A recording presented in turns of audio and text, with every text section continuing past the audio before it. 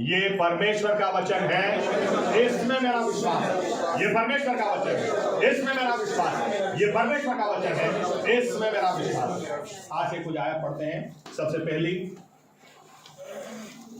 यशायाह 43, 18 और 19। आइज़ाया 43 versus 18 and 19। यशायाह 43, 18 और 19।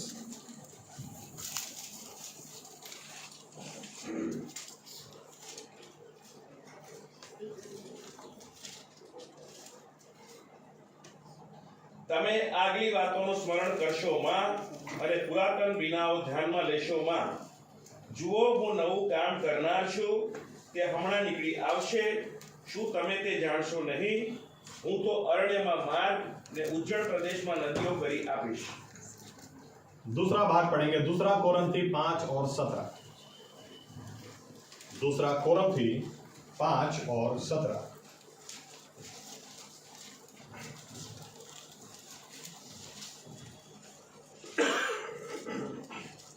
इसलिए यदि कोई मसीह में है तो वह नई सृष्टि है, पुरानी बातें बीत गई है, देखो सब बातें नई हो गई है।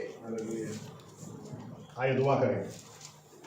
हमारे जीवित परमेश्वर प्रभु यीशु मसीहा, आपके आगे हमारे सिरों को हम झुकाते हैं और हृदय की गहराई से आपको धन्यवाद देते हैं आपके जीवित वचनों के लिए।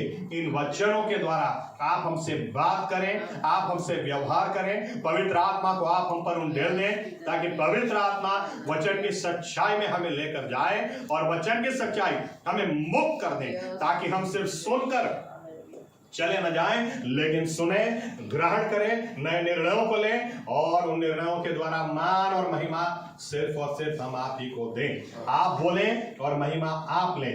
प्रभु यीशुआ, हमें ज्ञान, बुद्धि, समझ और प्रकटीकरण की आत्मा दें। हमारी बंद आंखों को खोलें, बंद कानों को खोलें, ताकि हम इंसान की नहीं आपकी आवाज सुने पाएं। और जब आपकी आवाज सुने हम बदल जाएं और आपकी मर्जी हमारे जीवन में, हमारे बीच में पूरी हो।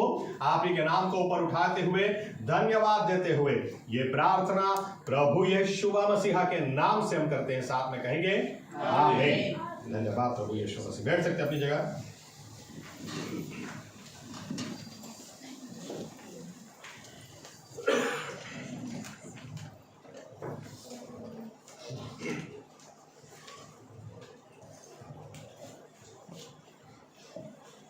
नया साल, happy new year, happy new year, happy new year चलता है हर जगह। और हम चाहते हैं जब सामने वाले को विश भी करते हैं तो हैप्पी न्यू ईयर, यानी न्यू ईयर आपका हैप्पी रहे।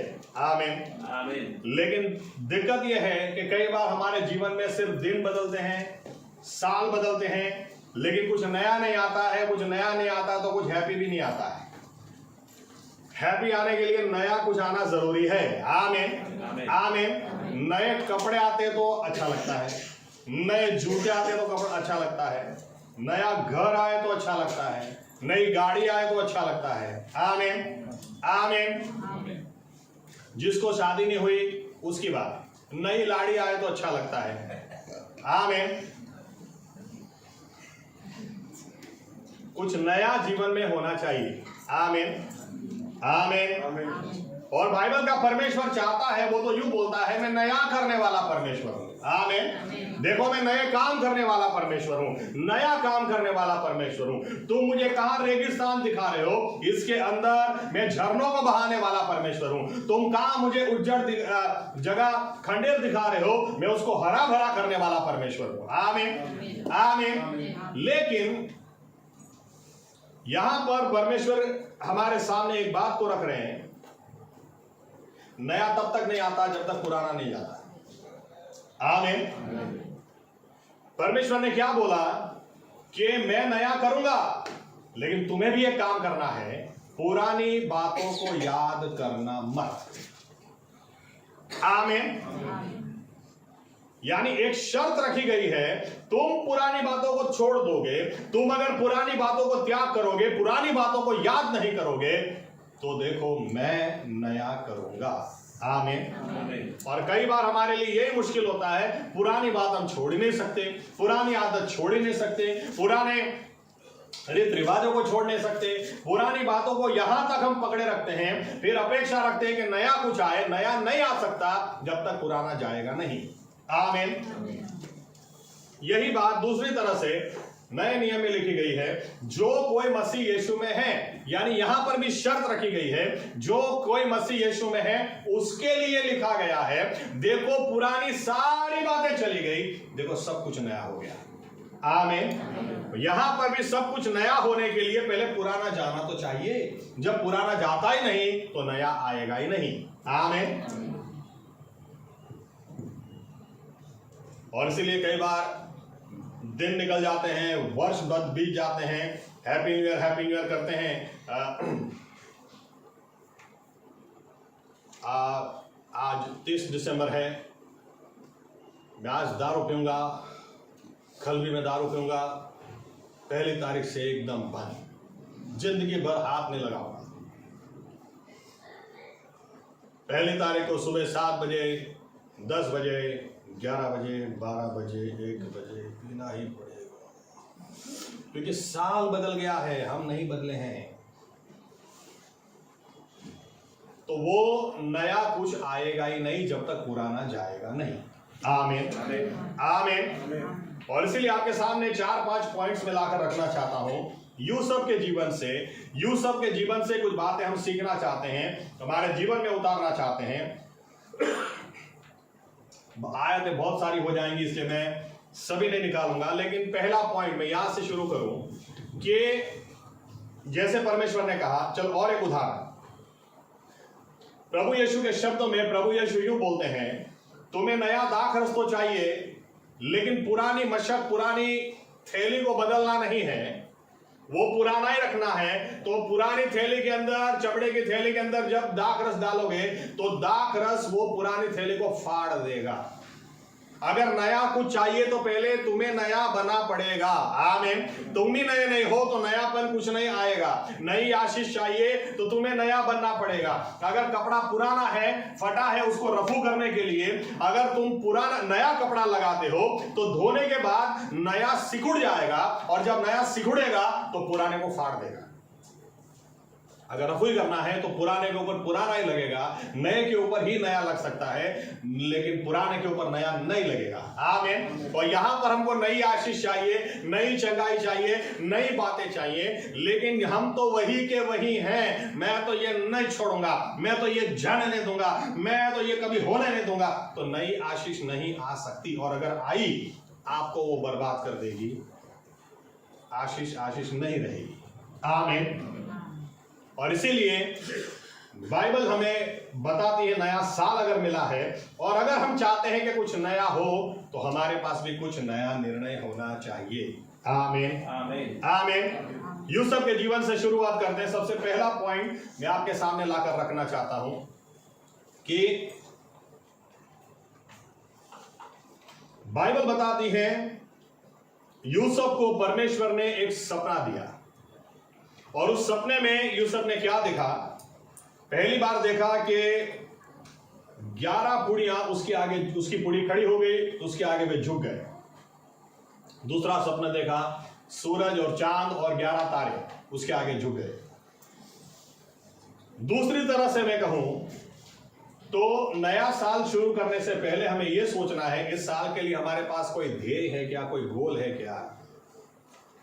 ज्यादातर, क्योंकि आपके पास अगर राजेंद्र भाई आज आके बैठे हैं, राजेंद्र भाई ने घर से, बाइक पर है, घर से तय किया कि मुझे बड़ौदा जाना है, काला घोड़ा जाना है, तो आदमी 1.5 घंटे में, 2 घंटे में, रास्ते में ट्रैफिक जाम होगा तो 2 घंटा लेट, लेकिन वो पहुंचेगा क्योंकि गोल है, कहां जाना है। आमीन। आमीन। विश्वासी को आप पूछो कि कहां जाना है, बेटा आगे क्या पढ़ना है, पहले देखते हैं ये साल क्लियर होता है कि नहीं। गोल ही नहीं है, आपको गोल ही नहीं है तो जाओगे कहां? आमीन। जीवन में एक ध्येय तो होना चाहिए कि चलो 365 दिन अब मेरे पास है, तो 365 दिन के अंत में ये इतना तो मुझे हासिल करना है। वो हासिल करने का कोई गोल होगा तो उसके लिए खाना खाओ, उसके लिए काम करो, उसके लिए सो। लेकिन अगर लाइफ में कोई गोल भी नहीं है तो ऐसे व्यक्ति को खाना भी क्यों देना, वो मुझे समझ में नहीं आता। आमीन आमीन नहीं बोल रहे, देखो लेकिन सच बात है। आप कंपनी में जाओ नौकरी करने के लिए, आप काम कर ही नहीं रहे हो तो आपको पैसा क्यों देगा? वो क्यों देगा? काम करो ना, ये टारगेट है, इतना अचीव करोगे तो इतना मिलेगा, इतना करोगे तो इतना मिलेगा। वहां बिना काम के क्यों खाना? बाइबल इसलिए बताती है नए नियम में, तुम्हारे चर्च में से ढूंढ निकालो कौन काम नहीं कर रहा है, कौन मेहनत नहीं कर रहा, उसको निकालो बाहर। ऐसे लोग चाहिए ही नहीं, लिखा हुआ है। बैल को भी खाना दिया जाता है, क्यों? क्योंकि बैल भी काम करता है तो उसको खाना मिलना ही चाहिए। आमीन। फिर साबाती क्यों ना हो, उसको खाना मिलना ही चाहिए क्योंकि बैल भी काम कर रहा है।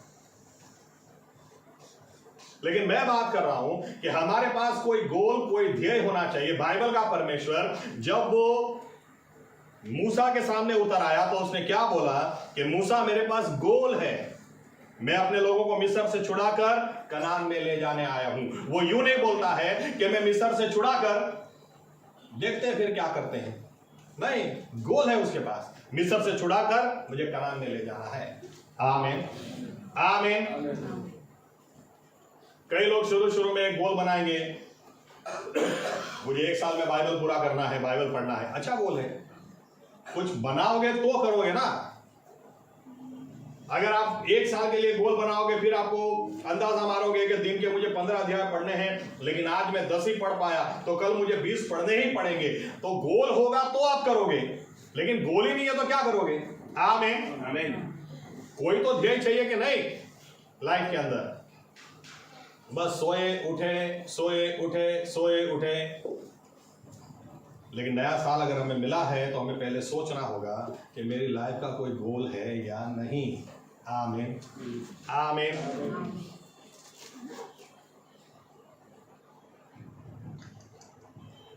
7 साल पहले, 7 या 8 साल पहले,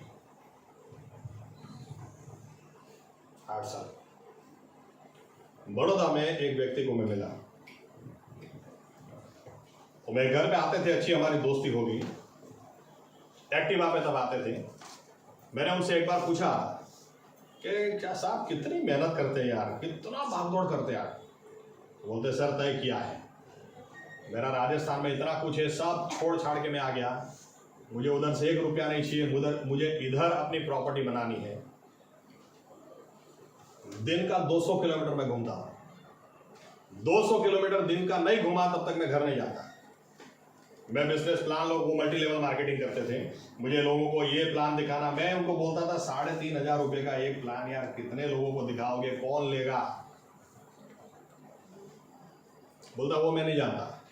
मैं एक बात जानता हूं, मैं मेहनत करूंगा तो एक ना एक, क्योंकि मेरे पास गोल है। मुझे एक दिन सुबह 8 बजे घर पे मिलने के लिए बुलाया और 8 बजे में जाके बैठा तो वाइफ बोलती है थोड़ी देर आपको बैठना पड़ेगा, अभी 3 बजे घर पे आए। ला रहे फिर आए, मुझे आकर क्या बोलते हैं, मैंने कहा कितनी भागदौड़ कर रहे भाई, 3 बजे घर पे आ रहे हैं। अरे सर पहले 1.5 लाख रुपया महीने का कमाता था, अभी आपको तो पता है 1.5 लाख रुपए में क्या होता है आजकल, कम से कम 3 लाख तो मुझे चाहिए हर महीने का। मेरा तो घर नहीं चलता 3 लाख के बिना, तो मेहनत तो करनी पड़ेगी ना सर। मैं उनको यूँ देख रहा था और सोच रहा था कि हमारे क्रिश्चियन को आप 1.5 लाख रुपया 1 साल का दे दो, तो बोलेगा प्रभु मेरा चरवाहा है, तो मेरी हर कम्युनिटी दूर करता है, मुझे कुछ करने की जरूरत नहीं है। वो काम नहीं करेगा, उसको कोई गोल ही नहीं है। लास्ट मंथ जब मैंने उनको पूछा, मैंने कहा सर बिजनेस कैसा चल रहा है? बोले सर जोरदार। मैंने कहा कितना महीने का कितना कमा रहे हैं? बोले सर हर महीने अलग अलग होता है, लेकिन पिछले महीने 1 करोड़ कमा लिया। क्या महीने? हाँ महीने में 1 करोड़ कमा लिया। क्योंकि लाइफ में कुछ करने का गोल है। आमीन, आमीन। अपने आप को पूछे साल की शुरुआत में कि अंत को आप कहाँ अपने आप को देखना चाहते हैं। कोई गोल तो होना चाहिए। आमीन, आमीन। प्रभु यीशु, आज तक मैंने दूसरों की बहुत सारी गवाहियां सुनी, लेकिन एक कैंसर पेशेंट तो मेरे द्वारा भी ठीक होना चाहिए। मेरा गोल है, इसके लिए मैं ज्यादा उपवास करूंगा, ज्यादा प्रार्थना करूंगा, ज्यादा आपको समर्पित हो जाऊंगा। कुछ तो गोल बनाओ। आमीन, आमीन। क्योंकि यही गोल कोई ध्येय होगा तो उसके लिए आप उठो, उसके लिए जागो, उसके लिए खाओ, उसके लिए आराम करो। यही गोल है जिसकी वजह से आप ये छोड़ देते हो, ये पकड़ लेते हो, क्योंकि आपको लाइफ में कुछ करना है। ये साल प्रभु यीशु ने दिया तो कुछ नया करने के लिए दिया है। नया तभी होगा जब आप कुछ नया करेंगे, नया निर्णय लेंगे। आमीन, आमीन। यहां पर थोड़ा ऐड करके यूं भी बोल दूं, जो पिछले साल नहीं चला वो इस साल भी नहीं चलेगा, छोड़ दो उसे। उदाहरण के तौर पर पिछले साल आपको पता है आपने गायक बनने की बहुत कोशिश की, लेकिन गाने का ग भी आपके अंदर नहीं है, तो वो 2026 में ऊपर से आ नहीं जाएगा। आप में गाने का टैलेंट नहीं है तो छोड़ो, गाने की बात छोड़ो, क्या है उसको ढूंढ निकालो, वो करो। आमीन, आमीन। आप ध्यान दो, कौन से व्यक्ति भी आपका समय खींच के ले गए, आपका समय बर्बाद कर गए, आपके इमोशंस को बर्बाद कर गए, छोड़ो। कौन आपके काम लगा, उससे रिश्ता और भी गहरा करो। आमीन, आमीन। सोचो कि बाइबल में जितना भी मैंने करने की कोशिश की, मुझे क्या परिणाम मिला। फॉर एग्जाम्पल, अगर जब मैंने पहले उठते ये काम ना वो काम ना ये काम, लेकिन पहले उठते जिस दिन मैंने बाइबल पढ़ा, जिस दिन प्रार्थना करी, और जिस दिन साम्स 91 है या 23 है, मैंने जोर से बोला, उस दिन कुछ काम हुआ था, तो वही बात है इस साल ज्यादा करो। क्या चला उसको ज्यादा चलाओ, जो नहीं हुआ उसको छोड़ो। आमीन, आमीन। कुछ नया अगर आपको लाना है, हमें देखना है, तो कुछ नया हमको करना ही पड़ेगा। आज तक मैंने सुसमाचार नहीं दिया, इस साल मुझे किसी को तो लाना ही है, कम से कम एक व्यक्ति को लाना है। कोई गोल बनाएंगे तो होगा। आमीन। यूसुफ को परमेश्वर ने एक ध्येय दिया था, एक गोल दिया था, एक सपना दिया था। वो सपना वो जिंदगी भर भूला नहीं। आमीन। दूसरी बात, यूसुफ को एक बात पता थी, सपना, क्योंकि हो सकता है शुरू में सपना अच्छा भी लगा, क्या बात है, परमेश्वर मुझे इतना ऊपर उठाएगा कि मेरे ही भाई, मेरे माँ बाप मेरे आगे झुक जाएंगे, अच्छा भी लगा।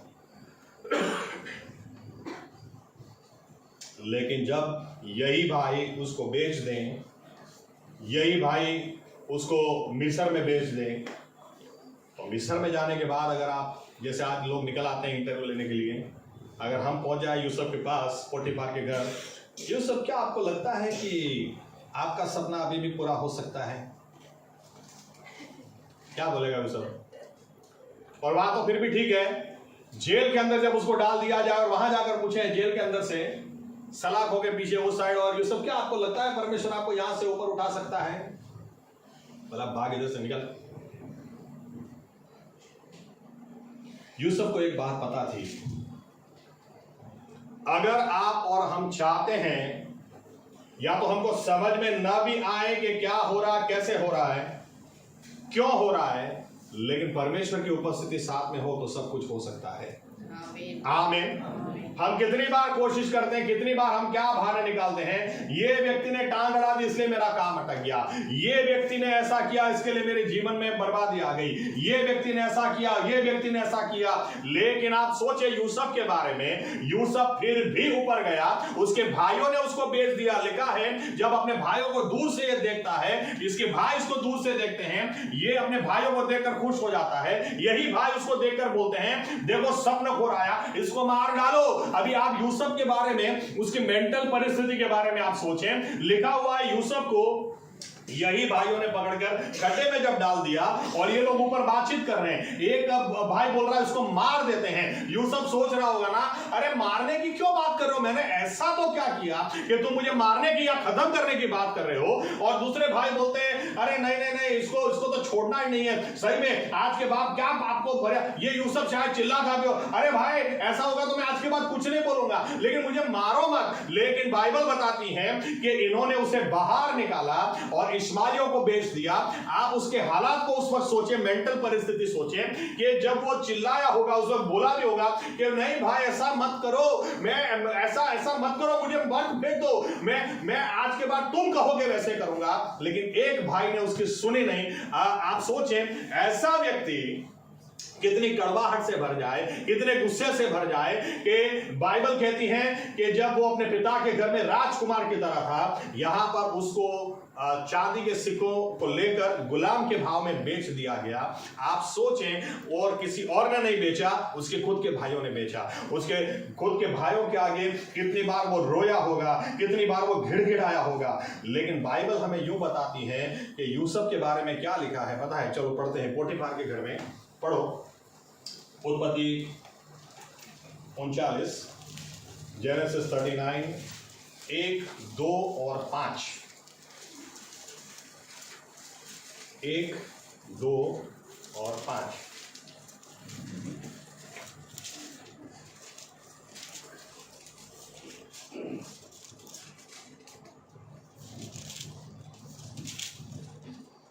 અને તેઓ યુસુફને મિસ્રમાં આણ્યો અને ત્યાં જે ઇશ્માઈલીઓ તેને લઈને ઉતરી ગયા, તેઓની પાસેથી પોટીફાર નામનો એક મિસ્રી, જે ફારૂનો એક અમલદાર તથા રક્ષકોનો સરદાર હતો, તેણે તેને વેચાતો લીધો અને યુસુફ તેની દ્રષ્ટિમાં કૃપા પામ્યો ને તેણે તેની સેવા કરી અને તેણે તેને તેના ઘરનો કારભારી ઠરાવ્યો ને તેનું જે હતું તે સર્વ તેણે તેના હાથમાં સોંપ્યું અને એમ થયું કે તેણે તેને તેના ઘરનો તથા તેની સર્વ માલ મિલકતનો કારભારી ઠરાવ્યો હતો।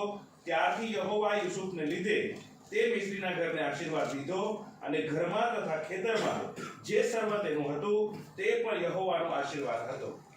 5वीं कलम पांचवी, ओके। देखो क्या लिखा है यूसुफ के बारे में। परमेश्वर ने यूसुफ को बहुत आशीषित किया। कारण लिखा है परमेश्वर यूसुफ के साथ था। आमीन। पोटीफार के घर में भाइयों ने छोड़ दिया था, लेकिन अभी भी वो यूसुफ के साथ में था। यहां तक कि बाइबल हमें यूं बताती है कि जब पोटीफार की औरत ने उसके ऊपर नजर बिगाड़ी और यूसुफ ने मना कर दिया कि मैं तेरे साथ कोई गलत रिश्ता नहीं रख सकता क्योंकि तू मेरे मालिक की पत्नी है, इसने गलत आक्षेप लगा दिए तो इसको जेल के अंदर डाल दिया। अभी आप सोचे, जेल के अंदर कोई भी जाता है नया व्यक्ति तो लोग अंदर पूछते हैं क्या गुनाह किया है। मैं तो कई बार बोलता हूं इस बात को लेकर, जो साबरमती जेल में मैंने देखा था कि, या तो देखा नहीं था, सुना था जब मैं साबरमती जेल गया था कि जब इधर 5 खून करके कोई आता है तो उसको कंधे पर बिठा के घुमाते हैं। बाबू मर्द की औलाद आई, 5 खून किए। लेकिन अगर औरत के मामले में कोई जाता है तो उसको सबसे नीचा गिना जाता है। उसको यहां तक साबरमती जेल में पीटते भी हैं कि तुझे अपनी मर्दानगी दिखाने के लिए कोई औरत ही मिली, कोई मर्द नहीं मिला, तुझे औरत ही मिली। यार आप सोचे, यूसुफ ने जब कदम रखा होगा, सभी लोग अंदर बात कर रहे होंगे क्या गुनाह किया, और सब लोग क्या बताते होंगे, अरे अपनी मालकिन को नहीं छोड़ा इसने। क्या बात कर रहे हैं, इतना नालायक आदमी है। लेकिन जेल के अंदर भी बाइबल क्या बताती है, लिख पढ़ो 21, वही 39 और 21। પણ યહોવા યુસુફની સાથે હતો ને તેણે તેના પર દયા કરી ને તેને કેદખાનાના દરોગાની દૃષ્ટિમાં કૃપા પમાડી। क्या लिखा है, यूसुफ के साथ परमेश्वर जेल में भी थे। आमीन आमीन आमीन। चाबी हमको समझनी है। 2026 में कोई बड़ा गोल, कोई बड़ा ध्येय हमें रखना है। या तो यूं तो कह दूं कि परमेश्वर के साथ आप ज्यादा समय बिताओगे तो आपको परमेश्वर की ओर से कुछ सपना मिलेगा, दर्शन मिलेगा, बोझ मिलेगा, आप उसको फिर करो। आमीन आमीन। यह लेकिन उसकी उपस्थिति के बिना आप नहीं कर सकते, यह हकीकत है। क्योंकि अब ये कौन सा ऊंचाई पर जाने वाला रास्ता है कि आपके भाई आपको बेच दें?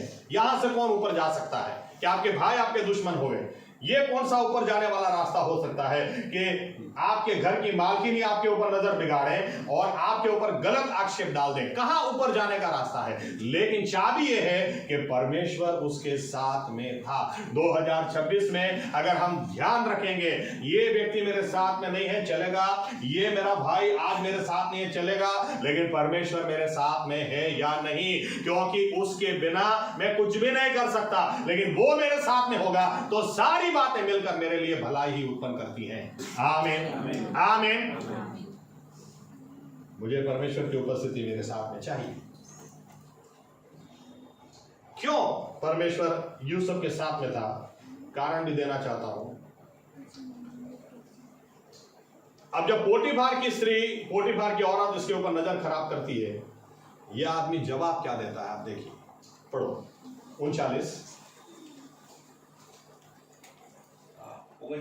हाँ 39:9।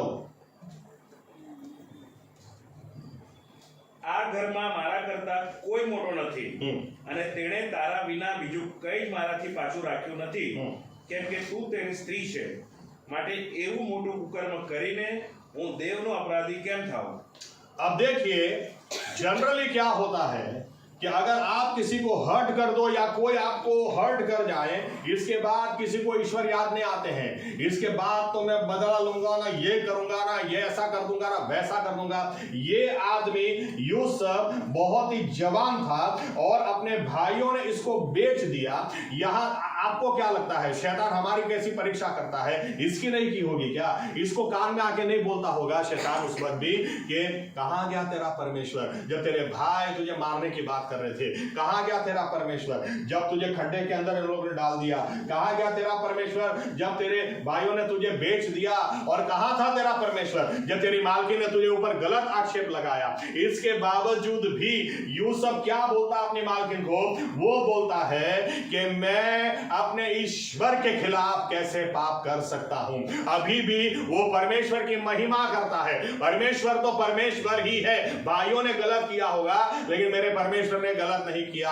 आज का दिन उसने मेरे जीवन में उंडेल दिया, मैं उसको धन्यवाद दूंगा, मैं उसके नाम की महिमा करूंगा। आप सोचें कि यूसुफ उस वक्त कड़वाहट के अंदर गलत कदम उठा सकता था, लेकिन उसके बीच में अपनी मालकिन को क्या बोलता है? उसकी मालकिन को इसके ईश्वर को जानती भी नहीं, लेकिन ये फिर भी बोलता है मैं अपने ईश्वर के खिलाफ कैसे पाप करूं, ये मैं नहीं कर सकता। हालेलुया। इतना ही नहीं, आपको दूसरी आयत में दिखाना चाहता हूं। यूसुफ ने बार बार अपने ईश्वर को ऊपर उठाया, हर हाल में ऊपर उठाया। पढ़ो 40, उत्पत्ति 40:8।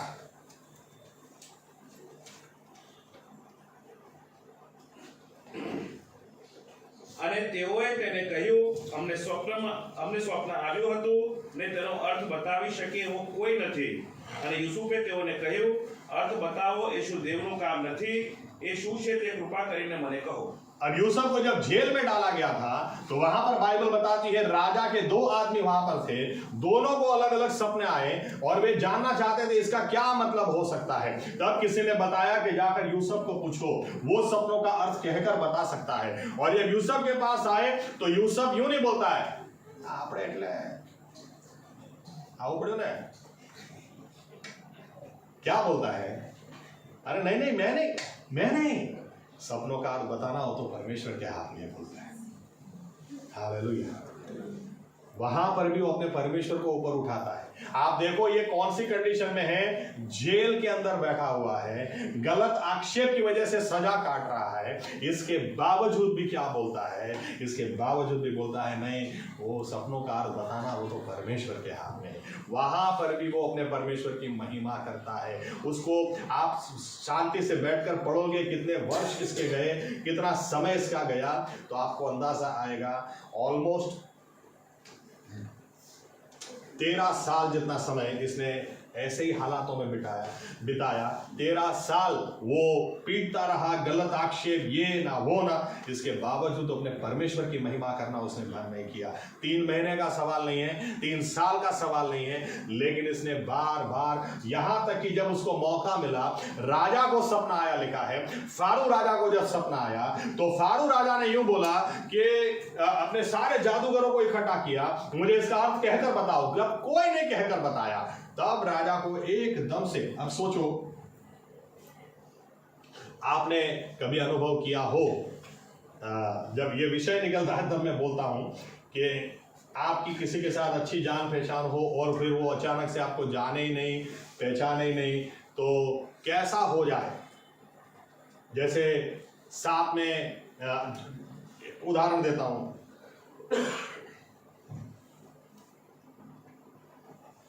कि जब मैं पहली बार मुंबई गया, तो मेरे साथ हमको बोला गया था कि भाई खड़े होकर आप अपना इंट्रोडक्शन दे दें। तो सब ने बारी बारी से इंट्रोडक्शन दिया। तो जब मैंने इंट्रोडक्शन दिया 2009 में, फिर जब मैं आकर बैठा तो मेरे बाजू में एक व्यक्ति था, उसने मुझे बोला कि पास्टर साहब, आपके मिनिस्ट्री में सेवक को पैसा कितना देते हैं? तो मैंने पूछा क्यों? तो बोलता मैं इसलिए पूछ रहा हूं कि हमको इधर 3,500 देते हैं, आप लोग ज्यादा देते हैं, तो नेक्स्ट टाइम से आपके साथ सेवकाई करेंगे। मैं इसको ऊपर से नीचे देखा,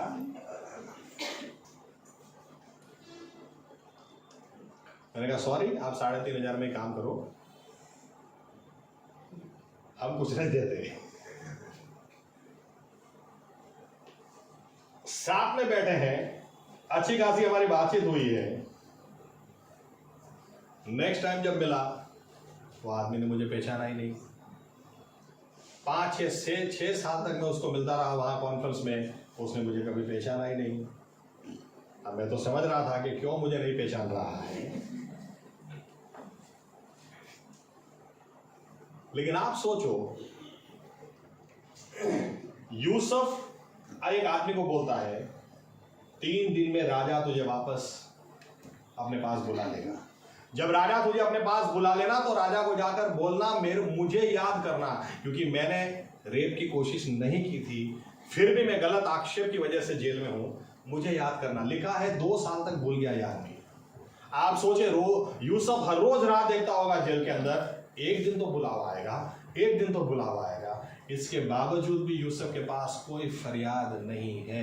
2026 में एक निर्णय हमको जरूर लेना चाहिए, कम से कम ये साल हम कच फरियाद नहीं करेंगे, सिर्फ धन्यवाद देने में निकालेंगे। आमीन आमीन। सुबह उठते ही धन्यवाद, दोपहर को धन्यवाद, शाम को धन्यवाद। अरे इसने ऐसा क्यों किया, उसने ऐसा क्यों किया। यूसुफ के पास भी विकल्प था, क्यों प्रभु मेरे भाइयों ने ऐसा किया, लेकिन उसकी बजाय वो फिर भी अपने परमेश्वर को ऊपर उठाता है। बाइबल कहती है जब राजा ने यूसुफ को सामने बुलाया कि 2 साल के बाद, तभी भी आदमी आकर यूं नहीं बोलता है कहां गयो पेलो बेवर्षों की पूरी क्यों, ऐसा नहीं बोलता है।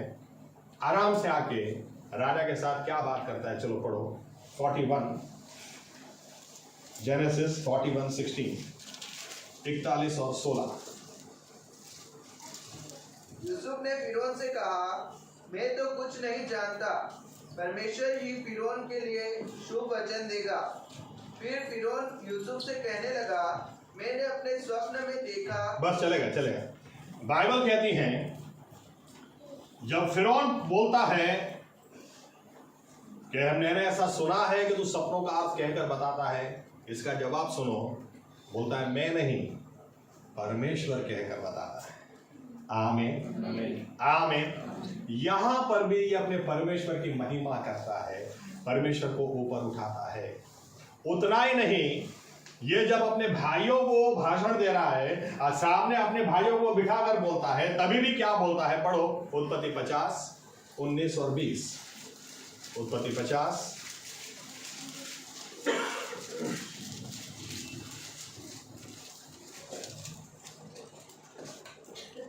यूसुफ ने उनसे कहा, मत डरो, क्या मैं परमेश्वर की जगह पर हूँ? यद्यपि तुम लोगों ने मेरे लिए बुराई का विचार किया था, परंतु परमेश्वर ने उसी बात में भलाई का विचार किया, जिससे वह ऐसा करे जैसा आज का दिन प्रकट है। देखो क्या बोलता है यूसुफ अपने भाइयों से।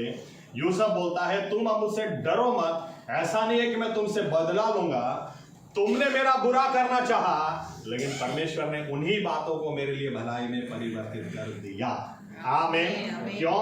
क्योंकि मैं ऐसे हालातों में भी अपने परमेश्वर पर भरोसा रखते हुए उसको धन्यवाद देता रहा, उसके नाम को मैं ऊपर उठाता रहा। हालेलुया। यहां तक बात नहीं रुकती। और एक बार पढ़ो 45, जेनेसिस 45, उत्पत्ति 45, 7, 8 और 9।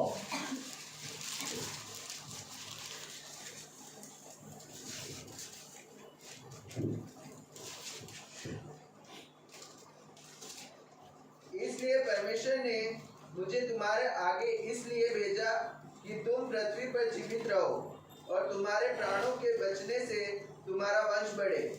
इस रीति अब मुझको यहाँ पर भेजने वाले तुम नहीं, परमेश्वर ही ठहरा, और उसी ने मुझे फिरौन का पिता सा और उसके सारे घर का स्वामी और सारे मिस्र देश का प्रभु ठहरा दिया है। अतः शीघ्र मेरे पिता के पास जाकर कहो, तेरा पुत्र यूसुफ यह कहता है कि परमेश्वर ने मुझे सारे मिस्र का स्वामी ठहराया है, इसलिए तू मेरे पास बिना विलंब किए चला आ।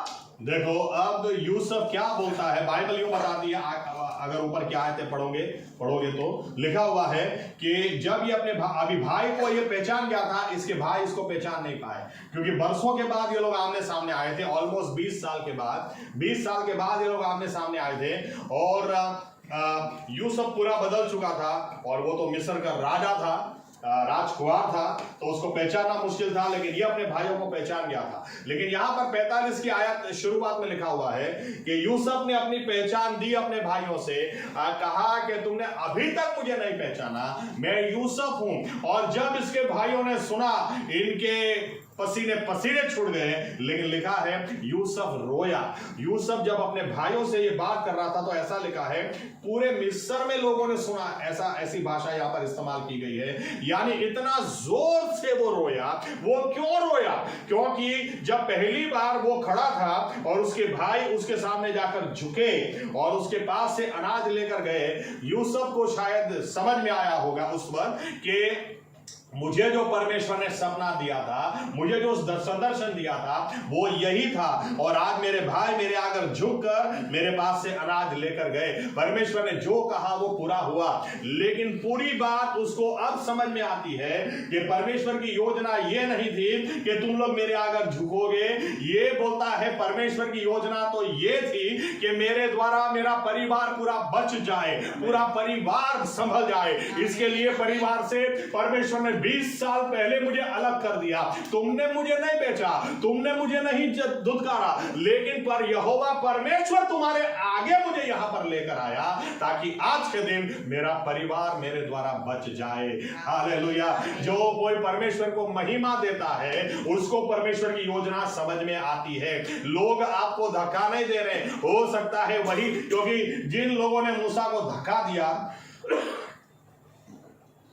बाइबल कहती है 40 वर्षों के बाद परमेश्वर उन्हीं लोगों को छुड़ाने के लिए मूसा को लेकर वापस आया। बाइबल कहती है जिस पत्थर को जिस बिल्डर्स ने रिजेक्ट कर दिया, उसी को परमेश्वर ने कॉर्नर स्टोन, मुख्य पत्थर बना दिया।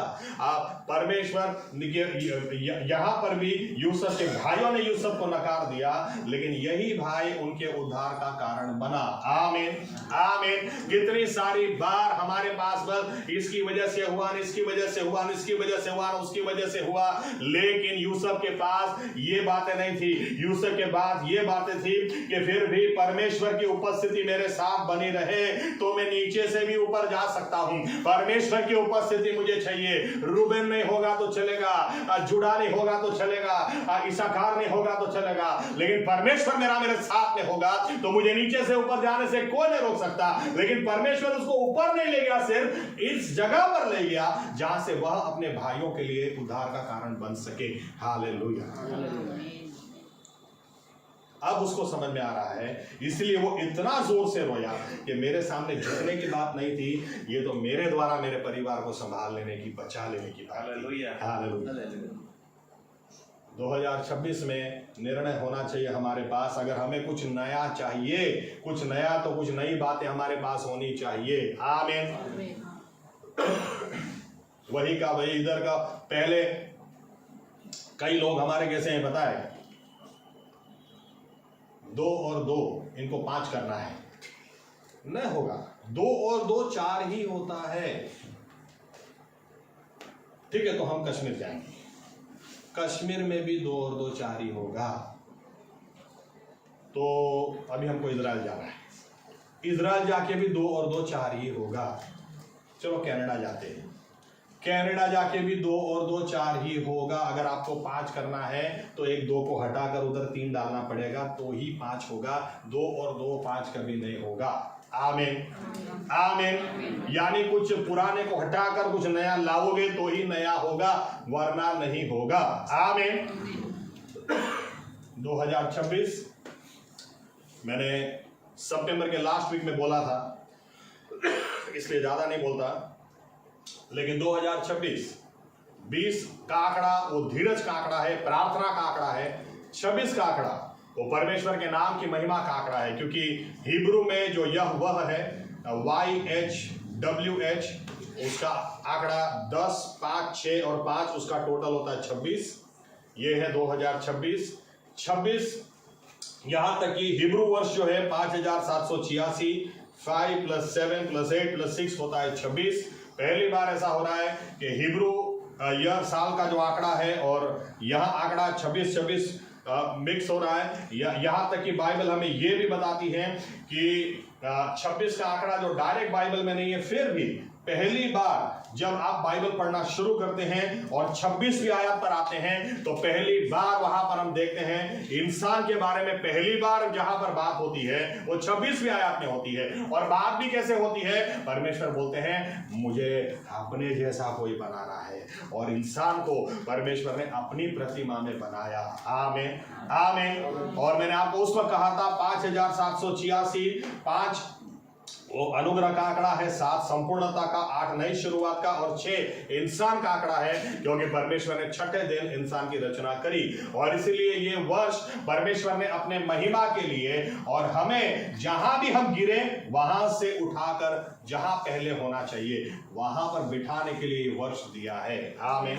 और इसीलिए हमारी जवाबदारी है कि हमें भी जहां हम पड़े हैं वहां नहीं रहना है, हमें भी ऊपर उठना है। तो हमारे पास भी नए निर्णय होने चाहिए, कोई ध्येय होना चाहिए। प्रभु यीशु आप मुझे ऊपर उठाना चाहते हैं तो मुझे भी नीचे नहीं पड़े रहना है, मैं कुछ नए निर्णय लूंगा। 2025 में जो अच्छा किया वो करता रहूंगा और करूंगा, लेकिन 2025 में जहां चोट खाई उसको मैं अपने जीवन से हटा दूंगा, क्योंकि मुझे 2 और 2 5 नहीं करना, वो नहीं होने वाला। 2 और 2 4 ही होगा। आमीन। पहले जो किया आज भी वही, जो मिला वही आज भी मिलेगा। आमीन।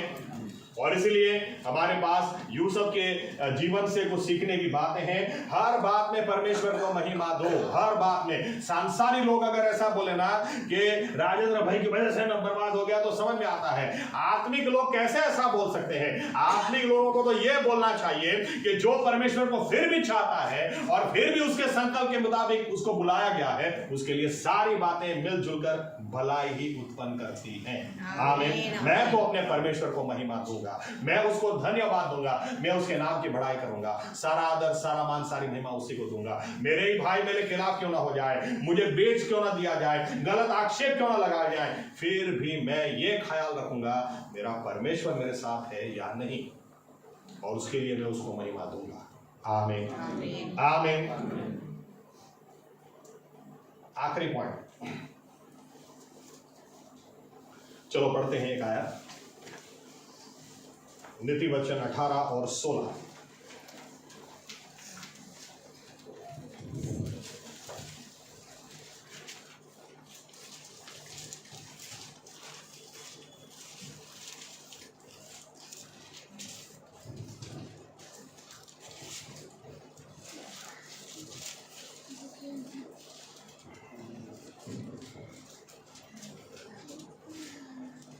भेंट मनुष्य के लिए मार्ग खोल देती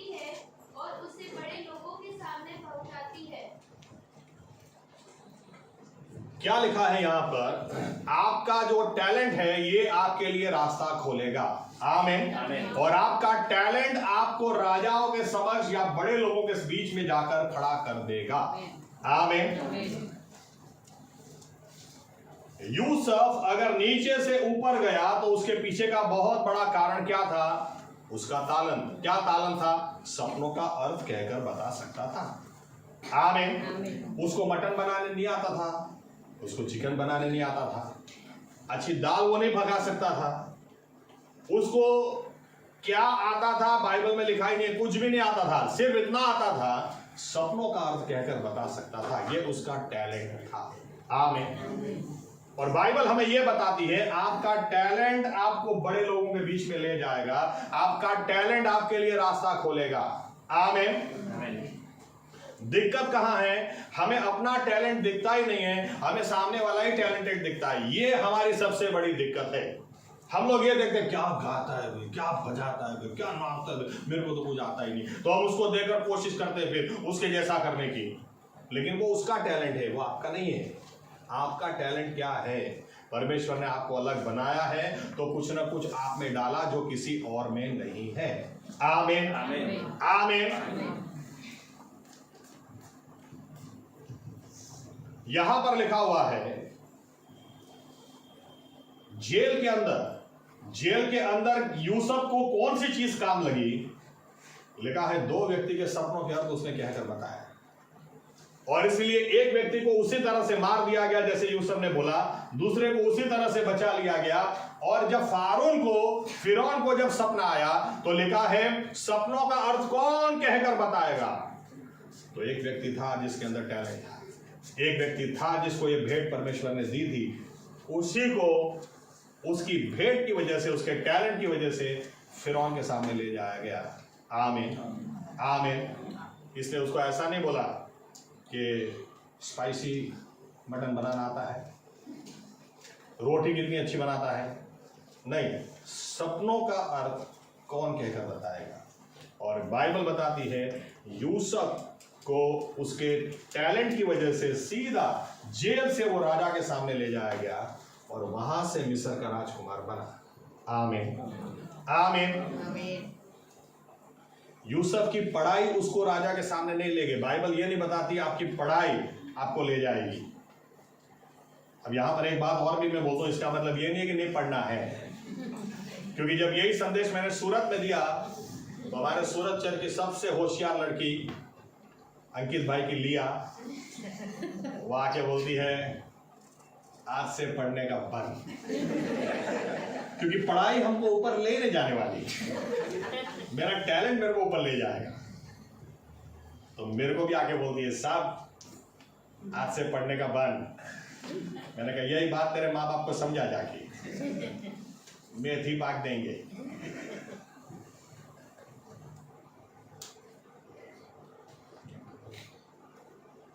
धीरूभाई अंबानी को एक बार उनके 2 MBA ने प्रश्न पूछा, उनके जो MBA थे उनके पर्सनल असिस्टेंट थे, तो ये दोनों एक बार बात कर रहे थे कि यार अंदर बैठा वो 10वीं फेल है, हम दोनों MBA किए हुए हैं और वो पैसा हमको देता है, हम उसके हाथ के नीचे काम करते, तो पढ़ाई का कोई मतलब है क्या?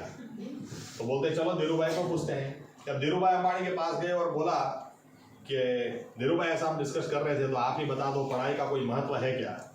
तो धीरूभाई अंबानी ने क्या जवाब दिया? धीरूभाई अंबानी ने बोला कि देखो पढ़ाई का महत्व है, क्योंकि मैं 10वीं फेल हूं। रिलायंस इंडस्ट्रीज दुनिया की टॉप 500 कंपनीज में से एक है। मुझे विश्वास है मेरे बेटे को मैं अच्छी पढ़ाई दे रहा हूं, जिस दिन उसके हाथ में आएगा ये टॉप 10 में होगी। और जब मुकेश अंबानी के हाथ में आया तो वो टॉप 10 में आई। तो पढ़ाई का महत्व है। आमीन।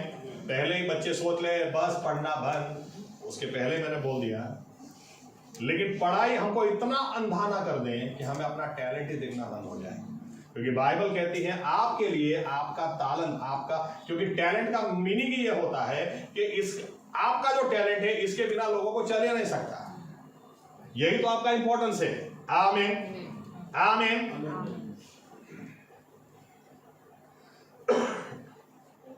ज़्यादा परमेश्वर की हजूरी में समय बिताओ कि प्रभु आपने एक्स्ट्रा पीस तो बना नहीं दिया है। लड़कियों के कपड़े कैसे बना रहे हैं लोग आज, एकदम फर्स्ट क्लास धागा, फिर इतना बच गया तो इतना बच गया तो इतनी चट्टी बना देंगे और बोलेंगे 2200 रुपये, कपाड़ 2200 रुपया, ये रुपया ना लाए।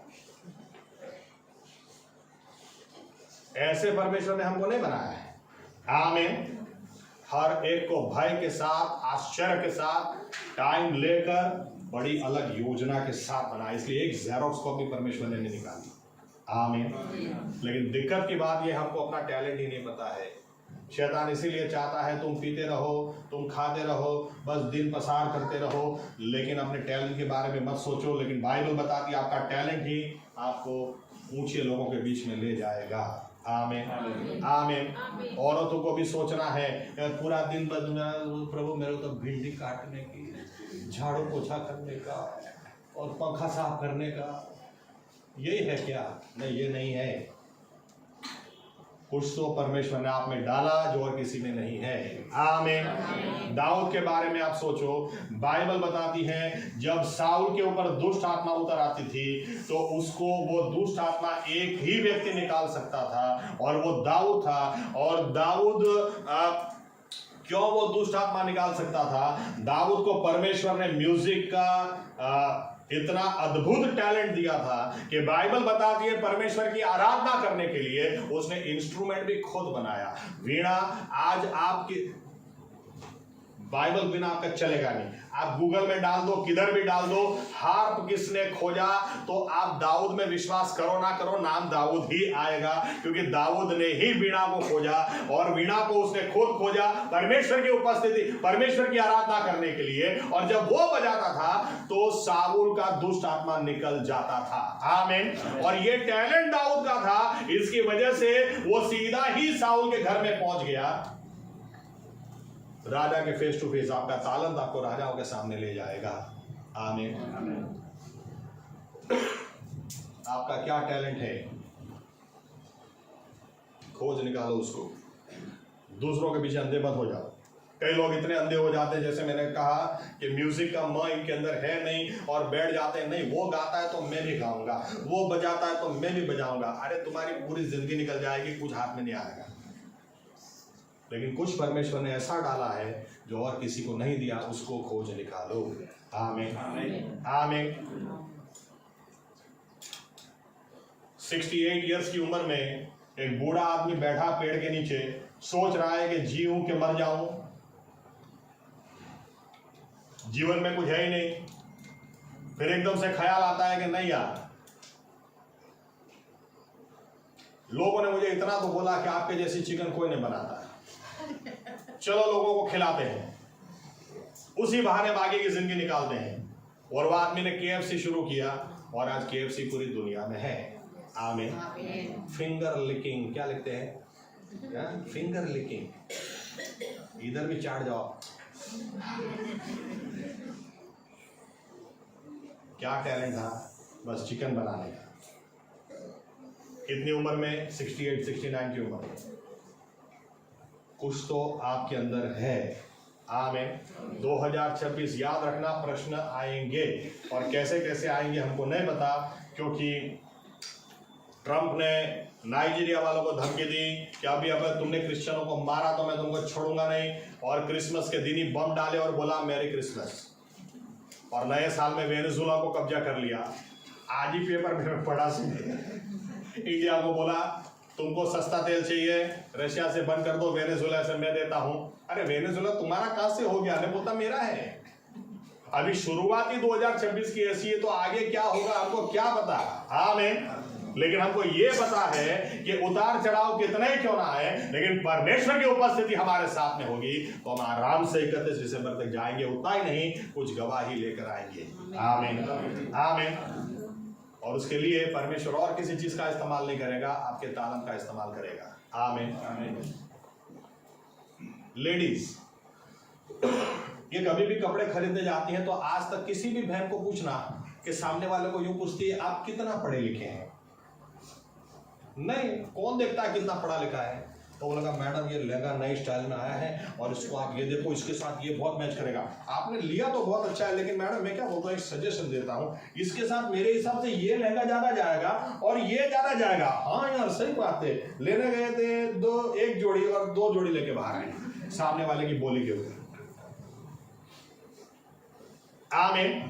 आपकी बोली आपका टैलेंट है तो लोगों को टोपी मत पहनाओ, कपड़े पहनाओ। कई लोगों की बोली ऐसी जबरदस्त होती है, आपको पानी पानी कर दे। अरे क्या मैं बताऊं आपको 10,000 रुपए लेने के निकल रहे हैं, आप उसके पास जाकर बैठोगे, वो ऐसी स्टोरी सुनाएगा कि आप और 5,000 दे के आ जाओ। आप तो लेने गए थे। क्या टैलेंट है बोली में, आप देखो। इसलिए मैंने बोला टोपी मत पहना। लेकिन सेल्स में बोली, एक बार मुझे क्राउनी ने एग्जांपल दिया था।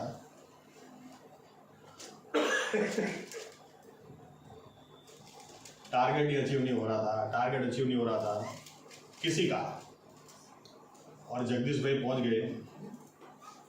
तो जगदीश भाई टारगेट अचीव नहीं हो रहा है, चिंता मत कर। एक व्यक्ति को फोन किया, क्राउनी मुझे बोलता है, एक व्यक्ति को फोन किया और तो इतना प्यार से बात करते हैं, सुनो यार 1 करोड़ का माल ले लो, 1 करोड़ का माल ले लो। बोले यार जगदीश भाई अपना बिका नहीं है जो पहले। अरे मैं बोलता हूँ यार ले लो ना, वो तो बिक जाएगा।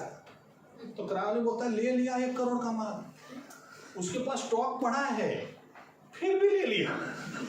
तो यार एक क्या अपना भाई है, उसका टारगेट अचीव नहीं हो रहा है, ले लो ना 1 करोड़। 1 करोड़ किसको बोलते हैं, लेकिन बोली 1 करोड़ का पड़ा है फिर भी ले लिया। तो आपका टैलेंट क्या दिया परमेश्वर ने। आमीन। अगर आपको पता है आपके बोलने से उल्टा होता है तो आपका टैलेंट क्या है, मुंह बंद रखो। तो मुंह बंद रखो।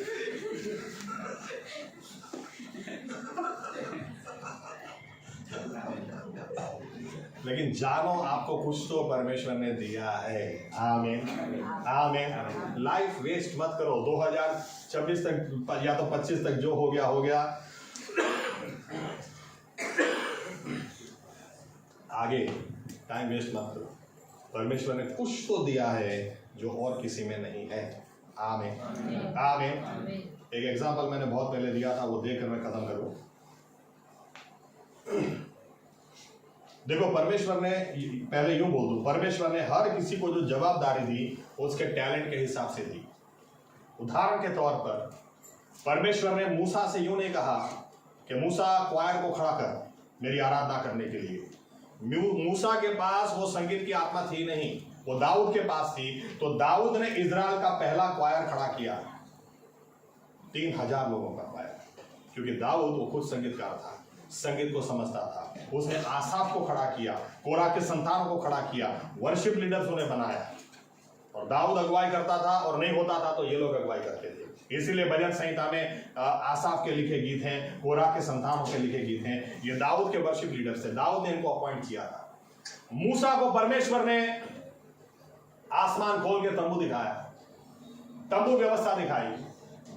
अगर हमको परमेश्वर दिखाए, सबको दिखाए, होगा क्या पता है, हमको दिखा दे सबको, स्वर्ग खोल दे, और उसके बाद जगदीश पे 150 फीट था कि 160 फीट था, साहब मुझे ना 175 फीट लग रहा है। रवि सब लगभग 140 था, कैसे याद रहेगा। लेकिन मूसा वो आर्किटेक्ट था। मिस्र में हर होने वाले राजा को आर्किटेक्ट जानना जरूरी था, इसलिए इसको बराबर, इसलिए परमेश्वर ने इसको दिखाया तो इसको पूरा स्टोर हो गया। इधर से इधर 150 फीट, इधर से इधर 75, एक इतने डिस्टेंस में एक कील लगाने का, दूसरा चांदी का कील लगाने का। परमेश्वर ने जो तालन था उसी का इस्तेमाल किया। आमीन आमीन। आप सोचो आपका तालन क्या है, यही आपके लिए रास्ता, बाइबल बताती रास्ता निकालेगा। नौकरी करो, ऐसा नहीं है मत करो, लेकिन उसके बीच में पढ़ाई भी करो, लेकिन आपका तालंत क्या है ये जरूर सोचो। आमीन। मैं जब स्कूल में पढ़ाता था तो मेरी एक स्टूडेंट थी, नफीसा करके, मुस्लिम लड़की थी, और मैंने अपनी लाइफ में इतना डम डोबी बाघो किसी को नहीं देखा। मतलब आप इसको देखोगे, इसको कुछ आपको प्रश्न होगा ये लड़की क्या करेगी लाइफ में यार, इसको कुछ आता ही नहीं, कुछ नहीं आता है।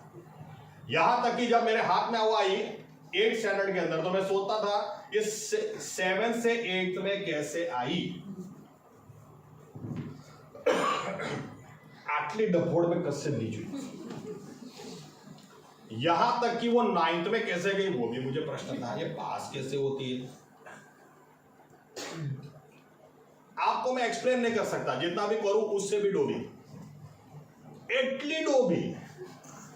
जब मैंने स्कूल छोड़ी तो एक दिन उसका फोन आया मेरे घर पे, सर आपको मिलने आना है। क्या बात है, आ जाओ, घर पे हो। आई मिलने के लिए, और जब घर पे, अब स्कूल में तो क्या सबको वो यूनिफॉर्म में फ्रॉक में देखा है, और घर पे आई तो क्या टनाटन एकदम तैयार थे। मैंने कहा क्या बात है नफीसा, क्या बात है, आओ बैठो। बात निकली, मैंने कहा नफीसा क्या करती हो, क्योंकि मैं तो सोच रहा था इसका कुछ नहीं हो सकता। तो बोलती है सर मेरी शादी है बहुत जल्दी, तो आपको न्योता देने आई हूँ। मैंने कहा अच्छा। अब मैं यूँ सोच रहा हूँ अंदर, शादी होगी तो इसका कुछ होगा, बाकी इसका कुछ नहीं हो सकता। और वो मुझे बोलती है कि सर मेरे पास टाइम ही नहीं होता है। आपको पता है 4th स्टैंडर्ड में मैं थी तब से मेरा खुद का ब्यूटी पार्लर है। क्या सर, इसलिए तो पढ़ाई का टाइम नहीं मिलता था। आप आओ सर, ईसनपुर में आओ, मेरा नाम है, बहुत बड़ा नाम है, मेरे हाथ के नीचे 4 लड़कियां काम करती है। मैंने कहा क्या बात कर रही है, अब मुझे समझ में आ रहा है। तो मैंने बोला 4th स्टैंडर्ड, बोले 4th स्टैंडर्ड से मेरा खुद का ब्यूटी पार्लर है सर। रात को 2 बजे 3 बजे तो मैं सोती हूँ, तो अभी उठ के स्कूल सीधा मुझे स्कूल पे आने का, क्या पढूं, कब होमवर्क करूं, क्या करूं। लेकिन सर जैसे तैसे निकाला। वो मुझे क्रिसमस न्यू ईयर पे तो मैसेज आता ही है उसका, सर अभी तक आप एक बार भी मेरे घर पे नहीं आए, प्लीज नेक्स्ट टाइम अहमदाबाद आओ तो मेरे घर पे आओ। 3 माले का घर है सर, जिसके बारे में मैं सोचता था इसका कुछ नहीं हो सकता। लेकिन उसका तालन उसको कहां से कहां ले गया। यहां तक कि वो मुझे बता रही थी कि सर मेहंदी रखने में तो मेरा बहुत बड़ा नाम है, मेहंदी और हेयर स्टाइल में तो इतना बड़ा नाम है कि मुझे कई बार लोगों को मना करना पड़ता है कि नहीं है मेरे पास टाइम, और मैं इतना चार्ज लेती हूँ वो देने के बावजूद वो लोग उसके बावजूद भी मेरा पीछा नहीं छोड़ते। मैंने कहा कहना पड़ेगा गुरुश, फिर से एक बार बोलूं, पढ़ाई तो करनी है। आमीन। हाँ, लेकिन बाइबल बताती है आपका तालन आपको ऊंचाई पर ले जाएगा। तालन को कभी नजरअंदाज मत करो। आमीन आमीन आमीन। और एक उदाहरण आखिरी, एक बार जब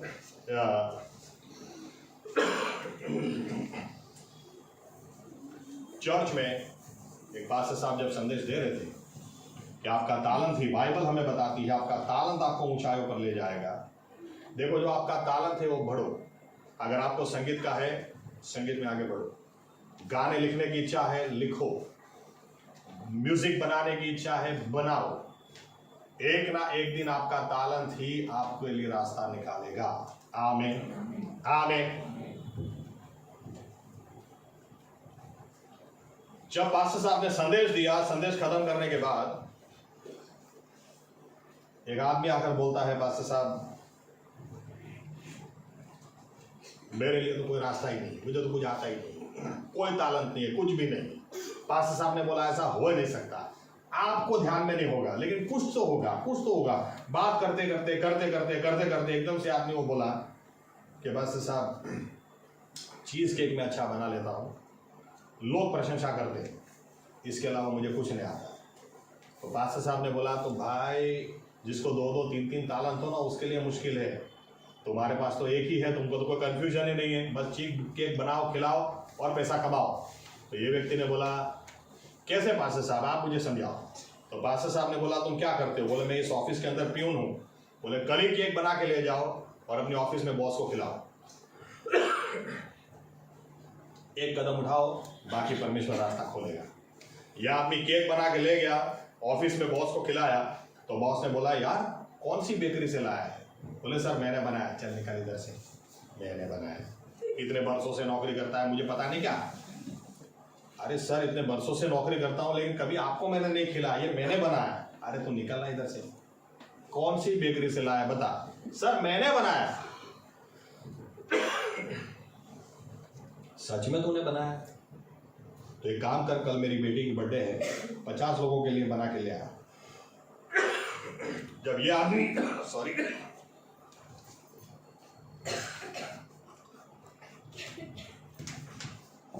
जब ये आदमी दूसरे दिन केक बना के ले गया, लोग केक खा रहे और पूछ रहे हैं किसने बनाया, कौन सी बेकरी से लाए?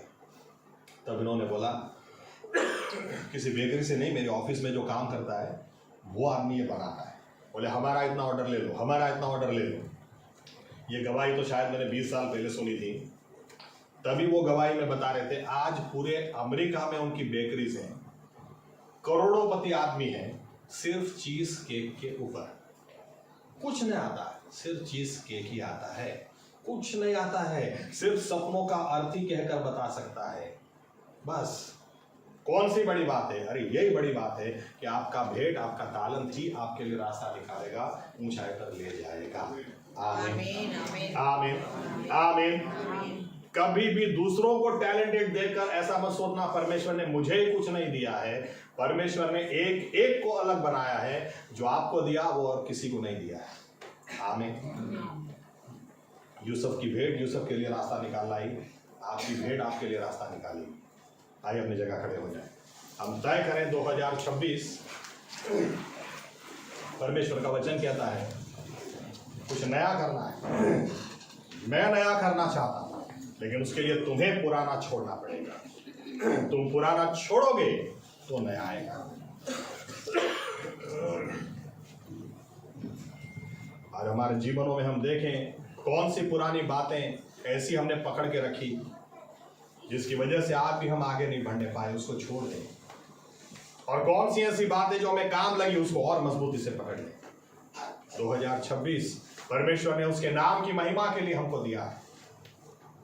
2026 में बड़े काम वे करना चाहते हैं, आज तक नहीं हुए, ऐसी अपनी महिमा को वो दिखाना चाहते हैं। लेकिन उनकी योजना ये है कि बेटा तुम भी तो पहले नए निर्णय लो। निर्णय तो लो कि तुम्हें जाना कहां है, कोई गोल है या नहीं, कोई दर्शन है या नहीं।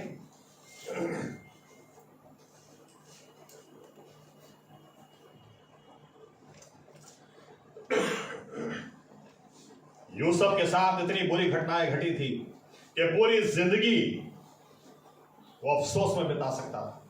पूरी जिंदगी लोगों को कहानियां सुना सकता था कि मेरे भाई कितने नालायक निकले। लेकिन उसकी बजाय उसने चुना मैं परमेश्वर की महिमा करूंगा। और जब उसने ये चुना कि मैं परमेश्वर की महिमा करूंगा, तो परमेश्वर ने भी चुना कि हर हाल में मैं तेरे साथ में रहूंगा और मैं तुझे आशीष दूंगा और मैं एक दिन तुझे नीचे से ऊपर ले जाऊंगा। और परमेश्वर ने और किसी चीज का नहीं, यूसुफ का जो टैलेंट था उसी का इस्तेमाल किया। प्रभु यीशु मसीहा 2026 आपने भी हमें दिया क्योंकि आप कुछ नया करना चाहते हैं। और आप नया करना चाहते हैं, इसीलिए आप चाहते हैं हमारे पास भी कुछ नए निर्णय हो, हम भी कुछ नया निर्णय लें, ताकि प्रभु यीशु मसीहा नई बातें हमारे जीवन में आए और पुरानी सारी बातें चली जाएं और सब कुछ नया हो जाए और हमारे जीवनों से मान और महिमा आप ही को मिले। धन्यवाद 2025 के लिए, धन्यवाद 2026 के लिए। हम अपने जीवनों को फिर से एक बार आपके खून से ढककर आपके हाथों में दे देते हैं। 2026 हमारे लिए नए निर्णयों से भरा हो, ऐसे निर्णय जो हमें आपके करीब लाए, ऐसे निर्णय जो हमें और भी स्वर्ग के करीब ले जाए, जो और भी हमें नम्र बनाए और भी नए परिवर्तन हमारे जीवनों में आए। हर समय हम धन्यवाद दें, हर समय हम प्रभु यीशु आपके नाम की महिमा करें, आपकी उपस्थिति से हम घेरे रहें और हमारे तालंत हमारे लिए रास्ता निकालें। अगर हमें पता नहीं कि हमारा तालंत क्या है, तो प्रभु यीशु उसको समझने के लिए, उसको खोज निकालने के लिए आप हमारी अगुवाई करें। अगर हमारी आंखें या समझ अंधी हो गई, उसको खोलें, ताकि अभी तक हमने बहुत टाइम वेस्ट कर दिया, लेकिन अभी नहीं करेंगे। हम अपने टैलेंट के पीछे समय देंगे, ये जानते हुए कि यहीं से परमेश्वर मेरे लिए रास्ता निकालेगा और मुझे नीचे से ऊपर वो बिठाएगा।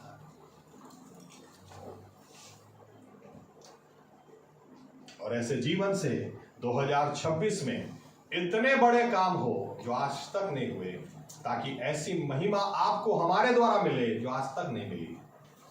प्रभु यीशु मसीह के नाम से आमीन। आमीन। धन्यवाद प्रभु यीशु मसीह।